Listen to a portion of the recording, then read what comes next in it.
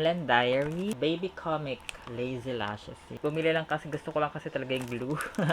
Pero may kasama na siyang lashes and individual siya. So, good luck kasi hindi ako marunong maglagay ng individual. Taas, pinakataas, pang lower lashes siya.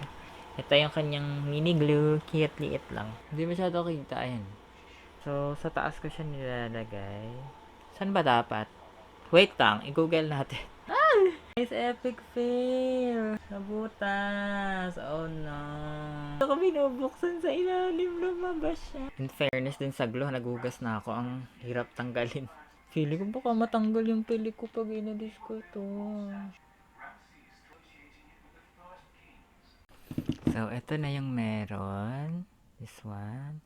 Ito yung wala. Kita niyo bang difference? Mas makapal na siya, 'di ba?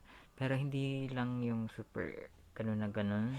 Okay, putting here sa ilalim, nahihirapan ako kasi parang hindi siya natural looking. Siguro kailangan ko pang pag-aralan kung yung placement. Pag nagmamadali kayo, mas okay yung isang buong ganyan. Kasi maano siya, matrabaho siya ilagay sa mata.